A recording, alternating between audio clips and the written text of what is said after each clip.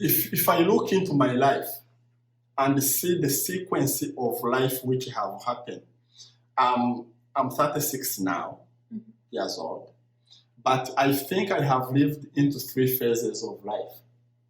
The first phase was to be born into the family which was stable and all well. Right. The second phase was to live into the refugee camp.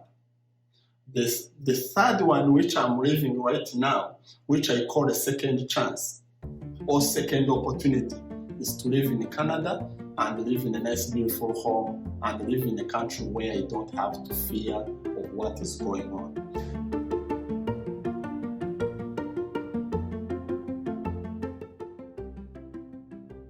Hi everyone, and welcome back to another episode of Immigrants of Canada. I'm Suzette Smith and I'm here with my friend Patrick. Welcome to the show, Patrick. Thank you. Thank you. Thank you. So before we get into your story of how you came to Canada and what you appreciate about our country, I want to start by asking a bit about your background story. What your life was like before coming to Canada, where you came from, just all the details. So just feel free to share whatever you want. Fantastic. Thank you so much, Suzette, yes. For having me. And thank you for those ones who are going to watch us. I have no doubt that this testimony of mine you may find in relation to your life. So I was born in a country called the Democratic Republic of Congo. So Democratic Republic of Congo, I think it's one of the largest country in land. It's bordered with Uganda, with Burundi, and Rwanda. There is like 5 countries bordered with the Congo. So before the war, the Congo was a really very beautiful country. We never thought of either going outside the country or even traveling because we thought everything was within ourselves. So 98% of Congolese where I was born, they are Christian.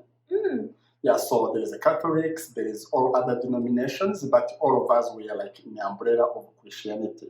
So it was a really very good, loving country until after the genocide of Rwanda.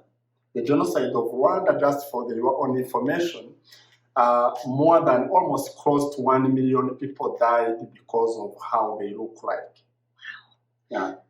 Yeah, I remember you mentioning that that racism is seen differently in the Democratic Republic of Congo. So can you describe how it's different or how it's seen?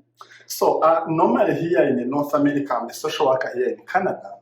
When people talk about racism, we always think it's between colors like me and my friend here, Suzette, but having a different color, but it's not. Racism in Congo is about tribes. So in Congo, there is almost 400 tribes. So, and each tribe speaks their own language. So each tribe, they marry to themselves. Okay. So in Congo, before the war, my dad was a traditional chief, which means the traditional chief, you act like a judge. If someone have a dispute with another, they used to come to my dad. That was one of his jobs. The second, he was a businessman. So, which meant we used to live in a very big house, like a 5-bedroom house. And people lived very comfortably. So, but when the genocide of Rwanda happened, that's when the perpetrators, people who are known as Interahamwe militias, they fled into Rwanda after being defeated. You can ask yourself, why then Congolese having a connection with Rwandese? Yeah. But unfortunately, I look the way I look, which you look the way you look, which you didn't choose, I didn't choose, and we are supposed to be proud of how God created us. Right. But when the perpetrators moved into Congo, they convinced our neighbors that we are not true Congolese. Okay. So we are not true Congolese. We are either Rwandans, we are Ugandans, or Somalis, or Ethiopians. So it's, in a sense, it's a type of, like, it's tribes. It's a tribes. Yeah, okay. So they convinced them that we are not true Congolese. That one, they did it so that they can be able to settle into themselves, to settle into Congo.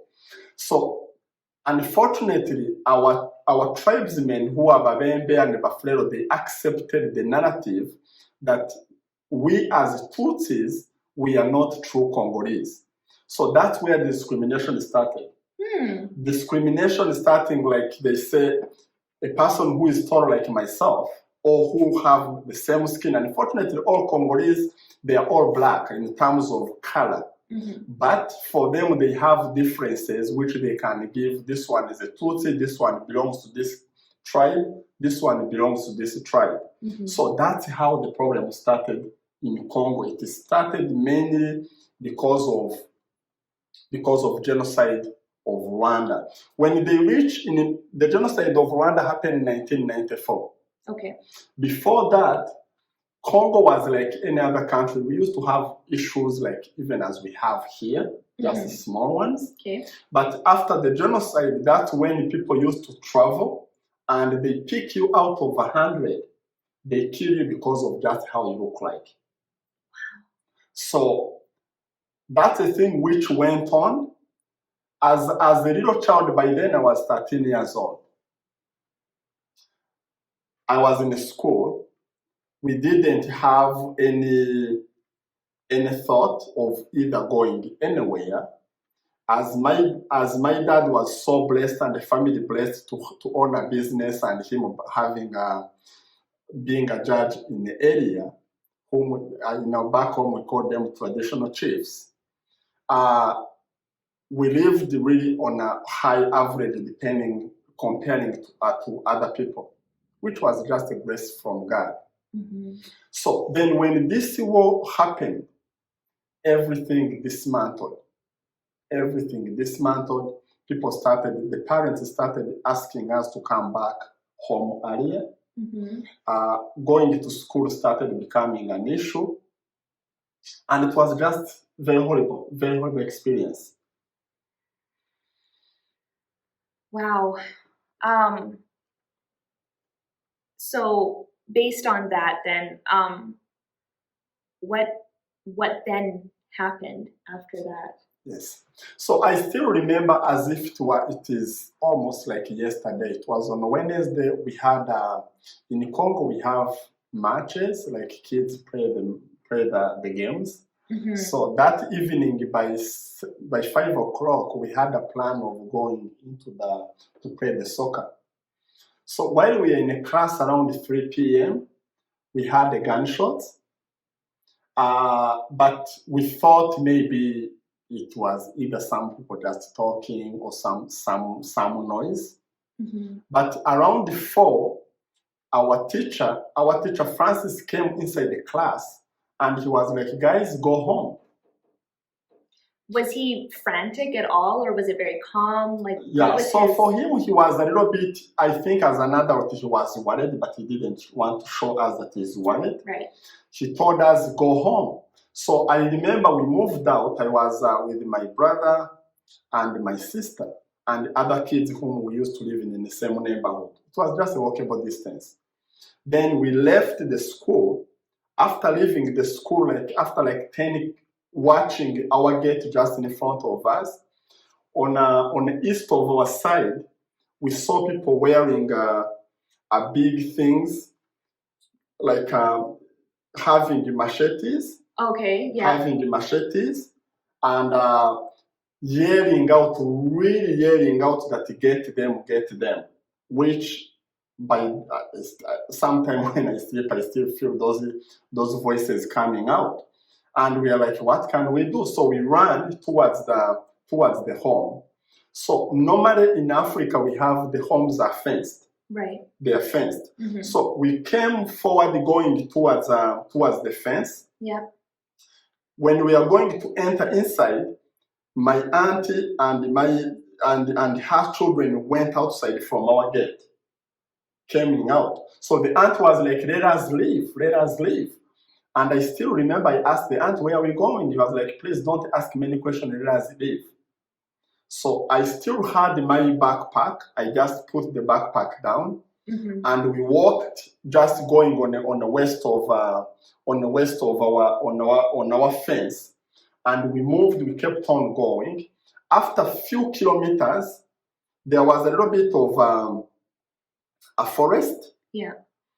That's where my uncle was shot because we were with him. He was shot and fall down. So there were so many people in the villages.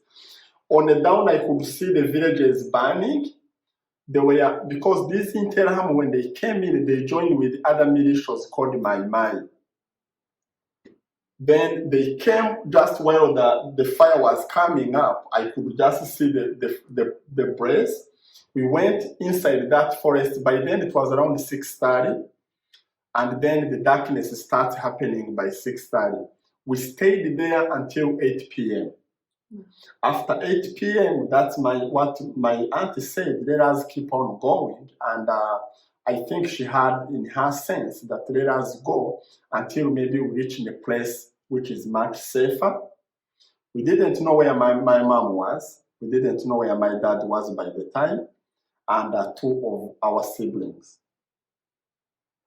So by 8 p.m. in the night, we walked. We kept on walking. We could see people. We could see like the roadblocks on the other side. We just passed aside until around 4 in the morning. Then we found somewhere else. We hid it there. We went until in a city called Uvira. That's like a 4 days walk.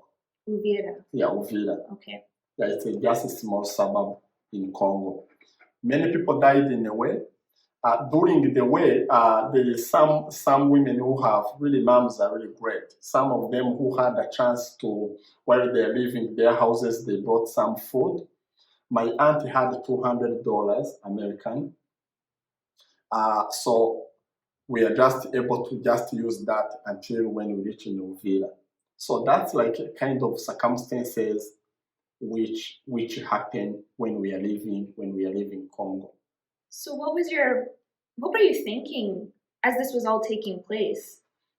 Honestly, my friend, it's a very big confusion. Really, really confused, scared, and very desperate because we didn't know where this was coming from. So when we arrived in Uvira, we thought maybe the troubles are done.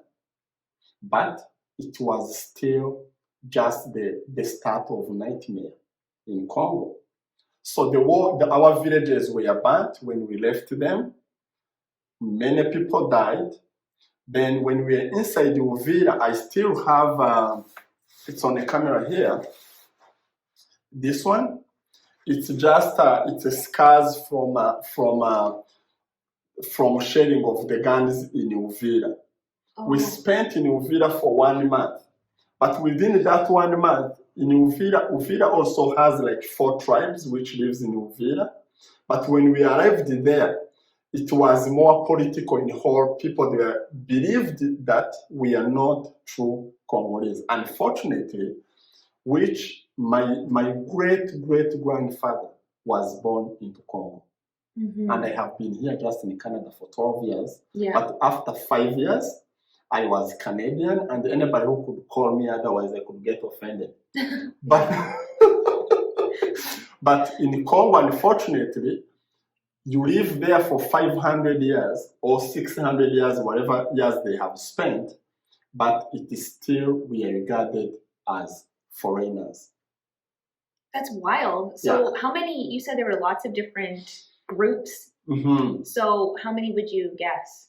The militia groups, what is really unfortunate even now, as I'm speaking, as we are having October 29th, there are still people still dying in Minembwe, in the area which I came from, because of who they look like. Unfortunately, our media don't cover it. They don't really cover it. They cover all other things, but they don't cover what is going on in Congo. Just last week they burnt into another village which was near our place. It's a militia group which is called Mai Mai. So I really thank you that even for this program which you brought in, it's not just about encouraging or whatever. It's even making awareness of what is going on in the world. Yeah. So up to now, Banyamulenge, which is the tribe which I come from, they are still being killed just because of how they look like, which nobody chooses. In Congo now, they still call us foreigners. Then you ask yourself, where do we belong? Yeah. When you go in Burundi, they say you are Congolese. Yeah. When you go in Uganda, they say you are Congolese. When you are in Congo, they call you Ugandese or Burundi. Then you remain, we are stateless. Yeah. So then the question is, where's home? Where is home? Yeah. It's just still a mystery. But we do have hope that it's going to end. This one is going to end. That's really powerful. Despite all of the stuff that you've been through and you've seen and you know that's still going on, you still have hope. Absolutely. How do you still have hope? Why do you still have this hope? Thank you, Suzette. When you see, if I look into my life and see the sequence of life which have happened, I'm 36 now, years old. But I think I have lived into 3 phases of life. The first phase was to be born into the family which was stable and all well. Right. The second phase was to live into the refugee camp. The third one, which I'm living right now, which I call a second chance or second opportunity, is to live in Canada and live in a nice, beautiful home and live in a country where I don't have to fear of what is going on. Just going back, when we reached New Villa and after me sustaining these gunshots, that's when Auntie decided so that we can go in another country, so that we can be to look for peace. Yeah. So the auntie decided to take us inside Uganda. So in Congo, Congo was colonized by Belgium. Yeah. Because of being colonized by Belgium, people speak French and speak Swahili, and all the tribes have their own languages. Right. So then when we arrived into Uganda, Uganda is a very beautiful country. But they were also colonized by Britain. Yeah. Which means they speak English and their local languages. Right. I think languages in Uganda, there are more than 40. But the common one is like 3. English, Uganda, and Swahili. Okay. So when we arrived into Uganda, we changed the status. People who used to be citizens, we started being called refugees. I still remember when they on the border, they took us into the refugee camp. It was just, I think that was the hardest thing, to leave a 5-bedroom house and go inside the tent without your own choice. Well, and did you have, before you left your home, were you able to pack anything or you just had to go? No, we just had to go. The only thing which we had when we arrived in Uganda was our own clothing and our own body. That was it. Wow. So when we arrived in Uganda, the first problem which was the language barrier. Yeah. The only thing which we had in similarity with Ugandans was the color of the skin. That's all. The other culture just different. Even the way people greet each other, it's just different. So that was also one of the culture shock. When we arrived into the camp, they give 10 kilograms of maize. They give 10 kilograms of beans. So we are 8 of us in the family. Unless if it is the time of Jesus Christ, when he multiplied the bread, right, there is no way you can use 10 kilograms of maize and 10 kilograms of beans to feed 8 children for the whole month. So you had that for the whole month? So for the whole month. So the UNHCR gives that much, and they say this is the portion for the whole month for the whole family. That's crazy. And Yeah. what is maize? Like, when you speak about that, what is So it's corn. corn? Yeah, Okay. it's corn. All right. Yeah, it's corn. So then, myself had been 14 by then, and my brother was 16. It was just a way of survival. We used to go outside and help people, either they are in the marketplace or somewhere, help them to carry things and put into the car, or go and help something. Then by the end, they either give us some food, Right. or they pay us some money. Then we go back and buy food and go and eat. Mhm. So we stayed that way for 2 years. And during this time, you mentioned that there were 8 people. Yes. So were you reunited with other family members, or So there what are happened? some other family members who came in, like some of our relatives were able to make it. So because in a war, when you are freeing, there is no plan. Some people freed into Rwanda, others went into Burundi, others went into Central Africa, others went into Kenya. Mm-hmm. So up to now, people are still knowing, okay, this one went in Ethiopia, this one went this way, because people just went scattering all over the place. So that's how we are able to reach into Uganda. But I will come back to this. I know you may watch this when you are either volunteer at the food bank or volunteer into something else. I still remember this thing, which is there is one day, there is a 3 p.m. 3 p.m. It's a very crucial time into my life. Okay. So after getting this 10 kilogram of maize and 10 kilogram of beans, we decided to be eating at 3 p.m. so that by the time we go to bed around 7, you are not really hungry. By the time you wake up, it's still somewhere there. Yeah. So, but I still remember one day we were just sitting, two lady Ugandans came by and passed through our tent. Mm. And they're so gracious. They gave, by then it was like a 40,000 Ugandan shilling, which is like a $20 of our money. Wow. That's how big inflation is. Wow, that sounds like a lot. So that is like a $20 our money. Okay. So they gave to us as they said, okay, go and buy something to eat. That money made a big, big difference into our life. Mm-hmm. Up to now, after almost 20 how many years, Yeah. I still remember that good thing which they did. So when you are out there and you have an opportunity, even to give $5, even to support this program so that we can keep on knowing about the stories, it actually goes more than what we can be able to imagine. Mm. So after 2 years, for us, we got actually more grace of God. Mm. My mom was able to make it into Uganda. Oh, that's amazing. After a few months, the dad came in. So then our life changed. Yeah. My dad was able to send someone into Uganda, Mm-hmm. and they were able to sell the house.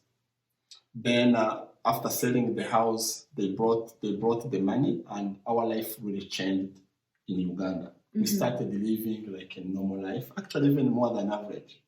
Which means, this is what always come to, as long as you keep on having faith. Even now in our country, Canada now, people have lost jobs because of COVID. People have lost loved ones. Not even lose them into these things. People have committed suicide because of all other issues. Mm-hmm. But one of the pillar of things which I saw into this life, let us just continue to have faith and hope that whatever we are going through, it's going to finish. Because if God can do it for me, absolutely can do it for you. So after 2 years, our life changed. We started going into school. We had more money. We had everything. So then by 2008, that's when the second chance came in. That's when I was able to come in here by the support of a family member who had already come here to Canada. They sponsored me. How did he get into Canada first? So he went as a refugee. So there is what the government of Canada does, which they call resettlement. They resettled him here. Then he did the process, which takes a long time. But I was also one of the person who was chosen to come here. So when I arrived here, it was completely different picture. Yeah, imagine so. Yeah, completely different picture. One of it's a greatness of Canadian, of being loving and helping out and doing, and even equal opportunities. Okay. So I went to school. I was able to go into the workforce, and I started working, which was really, really, really amazing. I think one of the shocks, one of the cultural differences which I found in Canada, which is so good. One of it was, as a Canadian, we have these things of saying sorry a lot, Yes. even when it's not. Yeah. Yeah. When it's not necessary. That was one of the different things which I saw. The second thing, which really, it was weather. So I came here by September in Ontario, in Ottawa, where I arrived. You arrived in Ottawa? In Ottawa. Okay. So in Ottawa, normally by September, people are wearing shorts and wearing shirts like this one, which I'm wearing. I was wearing 2 jackets by then because of just a different. Did you actually weather. think it was cold, or was it like? It was typically really cold, like being in a freezer. Because back home, they used to say, up to now, they ask when we travel, Patrick, how cold is it? Is it like sitting in a fridge or in a freezer? Because that's how. Because that's the only comparison which people can have. Right. Yeah. But it was actually cold more than a fridge, in my opinion. But which is really a good thing. One of the second thing, which was actually, which I think it's about the power. Okay. It's about power. So back in Uganda or in Congo, if a police officer stops you, okay, you have to wait. You have to go outside and take IDs and take whatever to show them respect. In Uganda. Okay. And even in Congo. Okay. So if a police officer stops you and you remain in your car, he will be offended that you haven't respected them. So you have to get out of your car and go to him. Go to him, show them the ID so that you are showing them a respect. Okay. So versus here. So the first day I was just speeding, and then the police stopped. So I tried to go outside. The guy was like, please go back. I'm like, what weird man, what's going on? So then he explained to me, he was like, no. If they stop you, you have to stay inside. Good enough. He was a good man. He didn't even give me a ticket. So and that's really gracious of him to not, like, he just came up to you and he just explained. Like, he educated. Yeah, he knew that you weren't from Canada, so he just wanted to let you know, this is how it's done here. This is how it's done here, because he said, why are you coming out? I'm like, I don't want you to walk.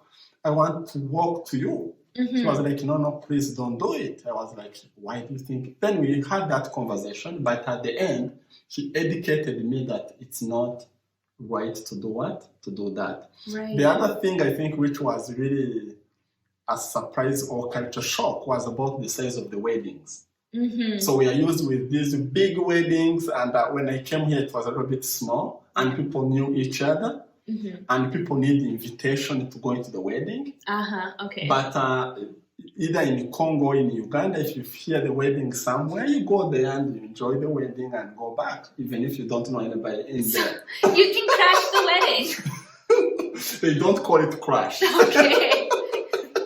All are welcome. Yes, all are welcome. It's like, because you're all friends then. It's like, well, even if you don't know the person, it's like, welcome. Yeah, it's welcome, just a community. Friend. Yeah. It's just a community it's just a community. So, but as I think that's what I think brought you into Suzette, into this, starting this wonderful ministry, When I arrived here into Canada, one of the things which came into my brain was about other refugees. As we are speaking right now, in Uganda, there is 1.5 million refugees. 1.5 million. Wow. Which is really big. Yeah. So these refugees don't just come from Congo. They come from South Sudan. They come from Somalia. They come from, some of them from Burundi. So Uganda have been so peaceful from 1979, from after Idi Amin Dada, for those ones who are following the history. So that's when we started a ministry called Giving Refugee Hope in Uganda. Giving refugees hope in Uganda. Yes. Okay. So this ministry is just about empowering other refugees who are in Uganda. Teaching them. We don't bring them here in Canada or anywhere. Right. We empower them into the refugee camps where they are in by training them. I always joke that if you give me 1,000 today, not because I'm a big spender, but after a week, maybe it may finish, or a month. Right. But if you teach me a skill, it's going to remain with me all into my life. So that's where our thing is best. I still remember this this year we did, I had an opportunity. We have a mission trip every year. We had an opportunity to travel, and we went to the same camp which I lived inside the camp. It still exists. So you're serving in the camp which I used to live in. Wow. So when I arrived there, we found this young lady. She's 28 years old. She had 6 children by that age with a husband. But last year, 2019, as I said, in Congo, there is still death going on. Yeah. So she lost the husband and 2 kids. So we sat down with her. I still remember her name is Grace. We sat down with Grace. She narrated her story about what happens, about what killed her husband, about how the husband was used machetes to be killed and how the kid died. But what was encouraging, it was after that talk which she said, despite that, I believe that God is going to do what? To raise these kids which I'm with. It was actually a big education to me. Yeah. Even me who have lived into that life of reaching on a point of like begging, reaching on a point of living in a very small shack of a refugee. But sometimes I get stressed because my phone bill is not paid. Yet I can live without my cell phone. Yeah. I can. But Grace was really great. She said, despite what is going on, I have faith that God is going to feed these kids and going to change my life. Then that was March of 2020. Wow. So as I'm speaking right now, she lives in a big house, which is 2 bedroom and 2 bedroom. She has couches. She has everything which she needs. Yeah. So, which brings me to one thing. Whatever you are going through, don't just quit. Never give up. Never give up. That's actually what the devil wants. The devil wants us to give up. He wants us to quit. Right. If you are sick, or the communication which the devil gives is like, you're going to die, or this thing is going to happen, bad thing is going to happen, so that you can be demoralized. You can quit and leave. But if God could change my life, right now, it's not a bragging or anything. I live in a very nice house. Almost $500,000 house here in Canada. A person by 2000, which is just like 20 years ago, I used to live in a camp, having no hope, absolutely. Right now, I can be able to do what I'm doing. I can be able to live into my own place. Yeah. So which means even you, either you may be a student, or you may be a mom, or you may be whoever you are, as long as you don't quit and you follow your passion, you follow what God have called you into. I believe this thing, my friend, Suzette, that we are all born with a purpose right. into our life. Mm-hmm. Like the purpose which you have, which is really greater than yourself, about advocating for immigrants of Canada. Mm. So as long as you follow your path, God is going to keep on providing for you. I do believe He's our provider. Mm-hmm. When I see into life of Grace, and I see into life of one of the other lady, Judith, yeah. who had 6 children, and one child died because of medical care. But right now, she's able to provide for herself because of the ministry, which I really thank people who goes into these charities and either give to this one or give to others. Mm-hmm. It actually changes people's life. In a way that they don't In know. a way which we don't know. It's like those 2 ladies who came into our camp, into our tent, and gave us 40,000, which is equivalent to $20. Yeah. They didn't know how much impact it's going to have. And they themselves didn't have much either. They didn't have much either. Wow. We don't give because we have much. We give because we have put ourselves into the shoes of the person whom we are giving. Mm-hmm. Yeah. So it's really amazing. It's really amazing. One of the ones which I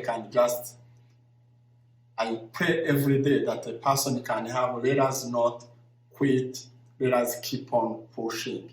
I have no doubt we are going to win. You know, someone may be struggling now in the refugee camp because of the food. Yeah. Someone may be struggling because of being a homeless in our city. Yeah. We all have struggles. But the bigger thing is one, as long as we don't quit, we keep on doing what is right, we are going to succeed. Mm-hmm. Mm-hmm. That's incredible that even though you're here in this position today, you're still able to remember where you came from. That a lot of people, sometimes they go through the hard stuff in life, Mm-hmm. and then when they're past that, everything's all good again. And sometimes we as humans in general just have a tendency to forget where we came from. But you don't seem to do that at all. You seem to always remember where you came from, and that's really respectable, in my opinion.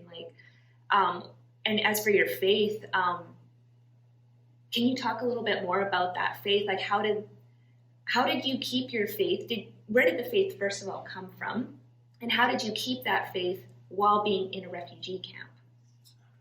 One of the things, just for the faith, we are saved by grace of God.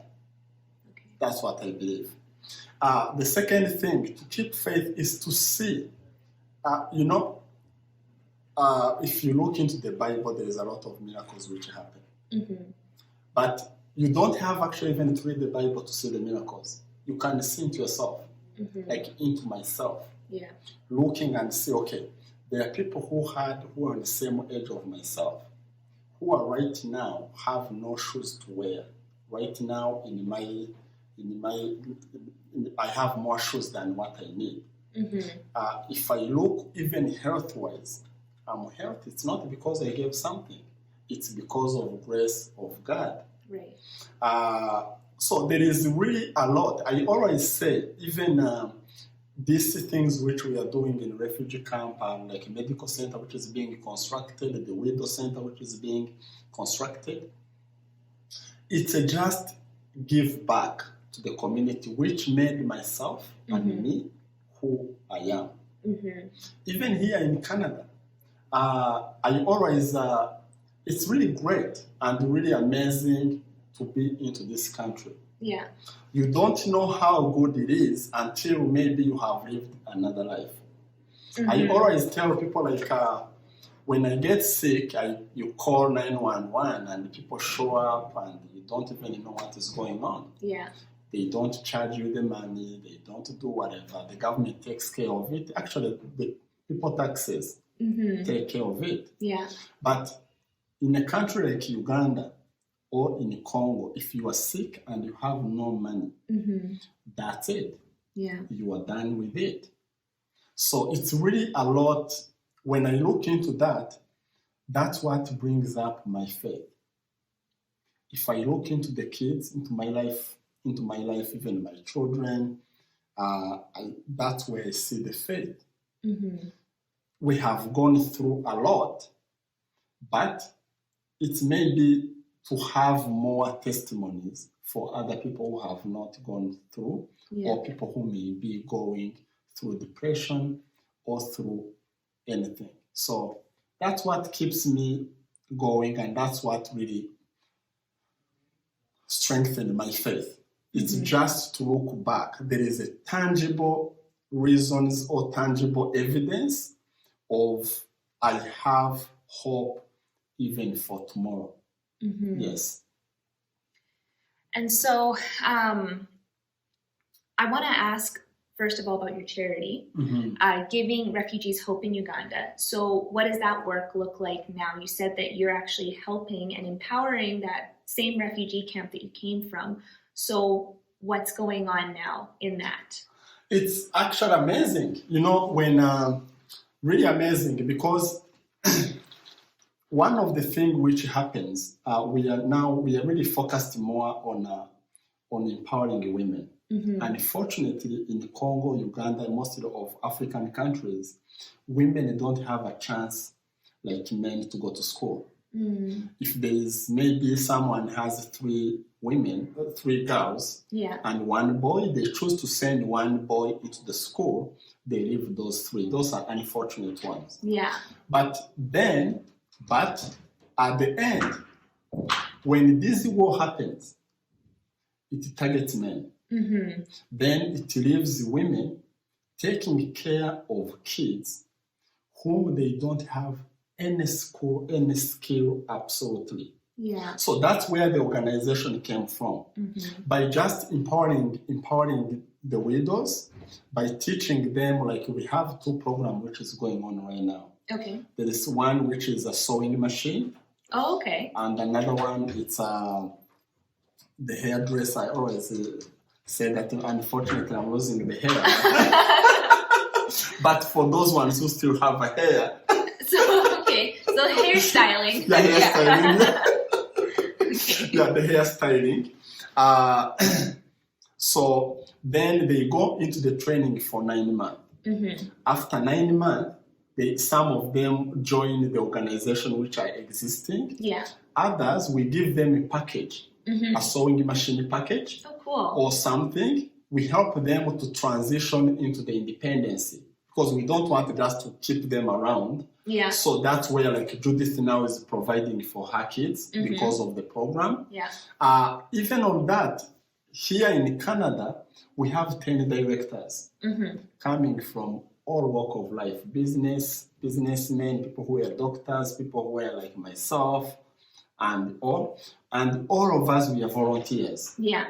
So which means 100% of the donation we get goes direct. Okay.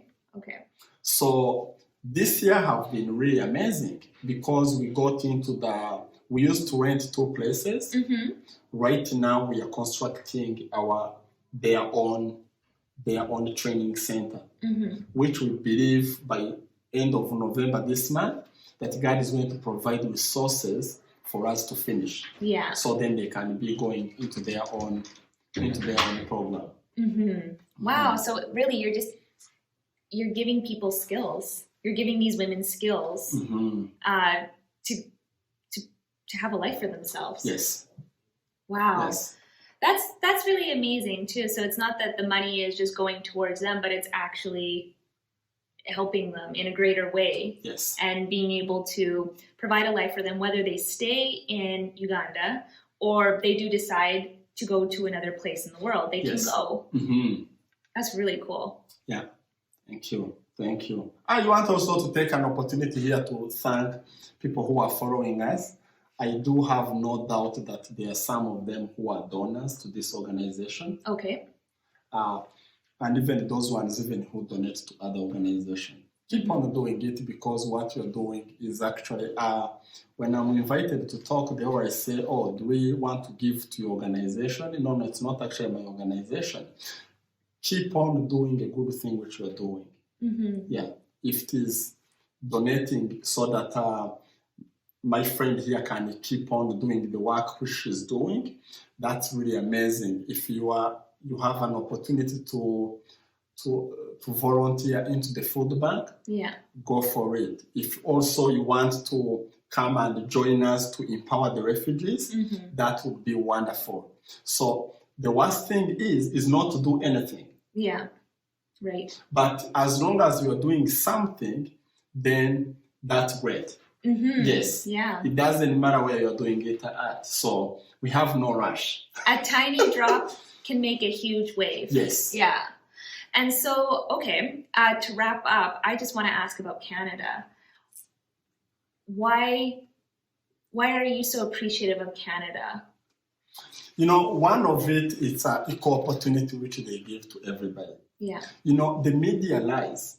It really lies about these differences which they give, but I feel we are given the equal opportunity. There is a lot of to be like our health system. It's really something which is really amazing. Our security, like a harmony into the country. Yeah. That's why we are like, people always laugh, which is a good laugh. They always say that we say sorry a lot, which is really nice. That's also something just to combine. When you're holding the passport of Canada, normally it signifies, it just sends a communication that it's a peaceful country. Yeah. So which is really great. So when we are living in a peaceful environment like this, it's a lot really to thank God for. The other thing even is to have people who give themselves to others, like even yourself. Like you could have gone and look for a job somewhere and make money, but you have chose to come and advocate for those ones who have no voice. So those are the Canadians. So what you are doing, what Canadians do. So even a person who is outside there, keep on advocating. Let us keep on advocating. Advocate for those ones who don't have anything. You know, I believe one thing. If I help you and you help another person helps another person, everybody will be well. Yeah. Yeah.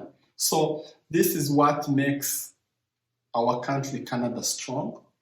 It's just love and helping one another.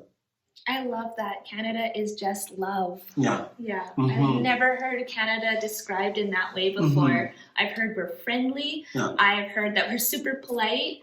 I've heard that there's opportunity, but I've never heard that we are love. So that makes me very happy to hear.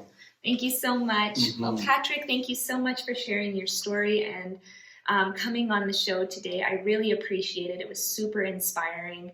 And I just wish you the best with giving refugees hope in Uganda. I wish you all the best in your life to come. So thank you. Yeah, thank you so much. And I really, really thank you for having me. And thank you for those ones who are going to follow us, and all what I can pray for everybody who is going to listen to us. Don't give up. Just keep on pushing. Yeah. You know, there is always light after darkness. So let us just believe into that. The world shows us that it's impossible, but it's possible. Yeah. So let us keep on pushing, and the answer is very nearby. And thank you so much for starting this, because this is actually huge. It's more than what you can be able to imagine this ministry. So thank you so much for having me. Thank you so much. Thanks. Thank you everyone again for watching this episode. If you like this story and you want to continue listening to more immigrant stories, make sure you subscribe to the YouTube channel or on Spotify, and just continue on in supporting us. Thank you so much, everyone.